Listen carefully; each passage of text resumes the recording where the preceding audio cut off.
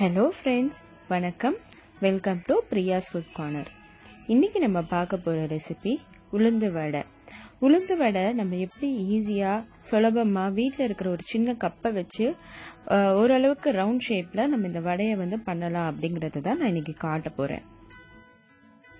வாங்க சேனலுக்குள்ளே போய் எப்படி பண்ணலான்றதை பார்க்கலாம். நான் இங்கே 1 டம்ளர் உளுத்தம்பருப்பு எடுத்திருக்கேன். அதை ஒரு பாத்திரத்தில் ஆட் பண்ணுறேன். பருப்பை நல்லா க்ளீன் பண்ணி வாஷ் பண்ணி ஒரு 2 மணி நேரம் குறைஞ்சது தண்ணியில் ஊற வைக்கணும். இப்போ நான் இங்கே தண்ணியில் ஊற வச்சு எடுத்து வச்சுருக்கேன். இப்போ பருப்பு நல்லா 2 மணி நேரம் ஊறிடுச்சு. ஸோ இப்போ இது கரெக்டாக இருக்குது. நம்ம இப்போ இதை ஒரு ஸ்ட்ரெயினரில் போட்டு நல்லா தண்ணி இல்லாமல் சுத்தமாக வடித்து எடுத்துக்கலாம். இந்த ஸ்ட்ரெயினரில் இருக்கிறத ஒரு மிக்சி ஜாருக்கு மாற்றிட்டு ஒரு 2 பச்சை மிளகாய் வச்சு நம்ம அரைக்கணும். தண்ணி இதுக்கு ரொம்ப சேர்க்கக்கூடாதுங்க. எங்கே தேவையோ அங்கே 1 டேபிள் ஸ்பூன் இல்லை 2 டேபிள் ஸ்பூன் விட்டு கொஞ்சம் கொஞ்சமாக தண்ணி விட்டு தான் நம்ம இதுக்கு அரைக்கணும். தண்ணி நிறையா விட்டீங்க அப்படின்னா மாவு ரொம்ப லூஸ் ஆகிடும். அப்புறம் உங்களுக்கு வடை பர்ஃபெக்டாக வராது. ஸோ இப்போ இங்கே மாவு அரைச்சாச்சு. மாவு கரெக்ட் கன்சிஸ்டன்சியில் இருக்கான்னு பார்க்கறதுக்கு ஒரு பாத்திரத்தில் கொஞ்சமாக மாவை நீங்கள் ட்ராப் பண்ணீங்க அப்படின்னா அது ஃப்ளோட் ஆகிட்டு மேலே வரும். அப்படி அது ஃப்ளோட் ஆகிட்டு வந்தது அப்படின்னா மாவு உங்களுக்கு கரெக்டான கன்சிஸ்டன்சியில் இருக்குன்னு அர்த்தம். ஸோ இப்போ மாவை ஒரு பாத்திரத்தில் மாற்றிட்டு நான் இங்கே 1 டேபிள் ஸ்பூன் அரிசி மாவு சேர்க்குறேன். இது கொஞ்சம் கிறிஸ்பினஸ்க்காக. ஸோ நீங்கள் அரிசி மாவு இந்த இடத்துல தேவையான சால்ட்டும் நீங்கள் ஆட் பண்ணிக்கோங்க. இப்போ மாவை நல்லா கலந்துட்டு நீங்கள் இந்த மாவை எடுத்து திரும்ப நீங்கள் அந்த மாவு மேலே திரும்ப போட்டிங்கன்னா உங்களுக்கு டப்பு டப்புன்னு ஒரு சவுண்டு வரும். அப்படின்னா அந்த மாவு கரெக்ட் பதத்தில் இருக்குன்னு அர்த்தம்.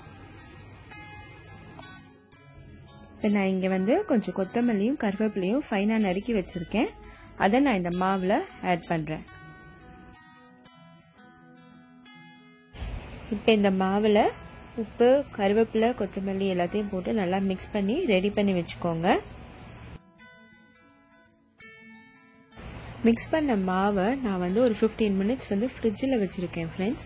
நான் அதை வீடியோ எடுக்க மறந்துட்டேன். அதனால நான் இங்கே டெக்ஸ்ட் ஃபார்மேட்டில் கொடுத்துருக்கேன். இப்போ ஒரு கடாயில் எண்ணெய் விட்டு அது நல்லா எண்ணெயை சூடாக்கி ரெடி பண்ணிக்கோங்க. இங்கே நான் எண்ணெய் சட்டி வச்சுருக்கேன். கூடவே இந்த மாதிரி ஒரு சின்ன கப்பு எடுத்து வச்சுருக்கேன். இந்த சின்ன கப்பு வழியாக தான் நம்ம ஒரு ரவுண்ட் ஷேப்பில் நம்ம இப்போ வடை பண்ண போகிறோம். கையில் மாவை எடுத்து அந்த கப்பு மேலே வச்சு நீங்கள் இந்த ஷேப் கொண்டு நீங்கள் எண்ணெயில் ட்ராப் பண்ணிங்கன்னா அது ஈஸியாக விழுகும். அதுக்கு ஹெல்ப் பண்ணுறதுக்கு நான் தண்ணியை தொடச்சி நாங்கள் ஒரு வாட்டி வடை பண்ணும்போது தண்ணியை அந்த சின்ன கப்பில் தொடச்சி நம்ம போட்டோம்னா வடை மாவில் வடை அந்த கப்பில் கொஞ்சம் கூட ஒட்டாமல் அந்த இதில் எண்ணெயில் விழுகும். ஸோ நான் இப்போ இங்கே மறுபடியும் சொல்கிறேன். அந்த கப்பில் கொஞ்சம் தண்ணி போட்டு தொடச்சிட்டு மாவை நீங்கள் எடுத்து உருட்டி அந்த கப்பு மேலே வச்சுட்டு நீங்கள் ஒரு ஹோல் போட்டு அதை ட்ராப் பண்ணிங்கன்னா அது ஈஸியாக எண்ணெயில் விழுகும் ஃப்ரெண்ட்ஸ். நான் அது நல்லா டீட்டெயிலாக ஸ்லோவாக காமிச்சிருக்கேன். நீங்கள் இந்த வீடியோவை ஃபுல்லாக பார்த்தீங்கன்னா நான் அதை எப்படி ட்ராப் பண்ணுறேங்கிறது உங்களுக்கு தெரியும். ஸோ நீங்கள் அதை பாருங்கள். இப்போ 2 சைடும் இந்த வடை நல்லா வேகணும். அதனால ரொம்ப ஸ்லோவில் மீடியம் ஃப்ளேமில் வச்சு நீங்கள் அதை 2 பக்கமும் குக் பண்ணி நல்லா கோல்டன் ப்ரௌன் கலருக்கு குக் பண்ணி எடுங்க. நான் மறுபடியும் அதை ரொம்ப ஸ்லோ மோஷனில் நான் உங்களுக்கு காமிச்சிருக்கேன். நான் அதை எப்படி வைக்கிறேன்னு பாருங்கள். மாவு வச்சுருக்கேன். அதில் ஒரு தண்ணி தொட்டு ஒரு ஹோல் போடுறேன். அதை நான் இப்போ அப்படியே எண்ணெயில் ட்ராப் பண்ணுறேன். ஸோ இப்போ அது எவ்வளோ அழகாக விழுந்தது நீங்கள் போய் பார்த்துருப்பீங்க. நான் இன்னொரு வாட்டி உங்களுக்கு காமிச்சிருக்கேன் பாருங்கள். மாவு அந்த கப்பு மேலே வச்சுருக்கேன். தண்ணி தொட்டு அதில் ஒரு சின்ன ஹோல் போடுறேன். ஸோ அதை அப்படியே அந்த எண்ணெய் கடாய்க்கு மேலே வச்சிங்கன்னா அது லைட்டாக அப்படியே போய் விழுகும். ஸோ நீங்கள் ஒரு வாட்டி இந்த வடை செய்யும் போது அந்த தண்ணியை தொட்டு அந்த கப்பை க்ளீன் பண்ணிக்கிட்டிங்கன்னா அது விழறதுக்கு ரொம்ப அது யூஸ் ஆகும். உங்களுக்கு அந்த ஷேப்பும் பார்த்தீங்கன்னா அழகாக ஓரளவுக்கு ரவுண்ட் ஷேப்பில் நமக்கு அந்த வடை நல்லா கிரன்ச்சியாக கிடைக்கும். ஸோ நீங்கள் இந்த மாதிரி வடை ட்ரை பண்ணிங்கன்னா உங்களுக்கு போண்டா மாதிரிலாம் விழாமல் அழகான ஒரு ஷேப்பில் கூடியமான மட்டும் பார்க்க வடை மாதிரியே அது உங்களுக்கு கிடைக்கும் ஃப்ரெண்ட்ஸ். ஸோ இந்த மெத்தடை நீங்கள் ட்ரை பண்ணி உங்கள் வீட்லேயும் நீங்கள் மெது வடை சூப்பராக செய்யலாம்.